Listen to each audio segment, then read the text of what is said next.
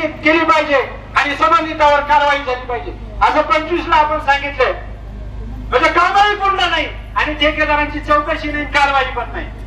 काहीतरी एक व्हायला पाहिजे होतं. एक तर काम पूर्ण व्हायला पाहिजे होतं, नाही तर काम पूर्ण नाही म्हणून का तिरंगाई होते, का कामं निकृष्ट दर्जाची होतात याची चौकशी व्हायला पाहिजे होती.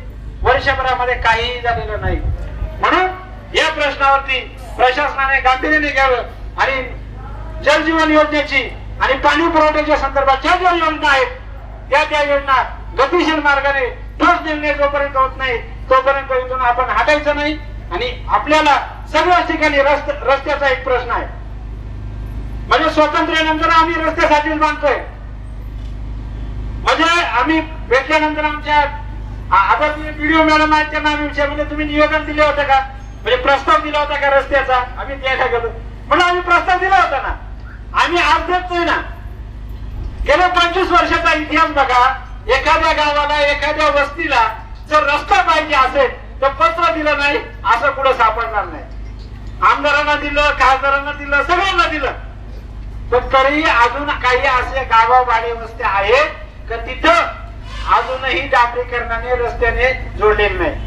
म्हणजे पत्रकार मोजा आहेत यांनी हा मुद्दा उचलून धरला पाहिजे की जर एखाद्या ठिकाणी आपत्ती निर्माण झाली, आता आपल्याला येत्यापटाचं उदाहरण माहिती आहे, पण सामूहिक काही आपत्ती निर्माण झाली तर तुमचं प्रशासन त्या ठिकाणी पोहोचणार कसं.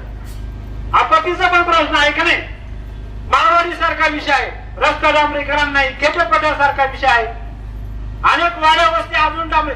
मी इथं गेलो होतो, अमोंडीचे काही फलके वस्ती आणि तिकडचे काही एरिया आहे त्या एरियामध्ये सुद्धा अजून डांबरीकरण नाही.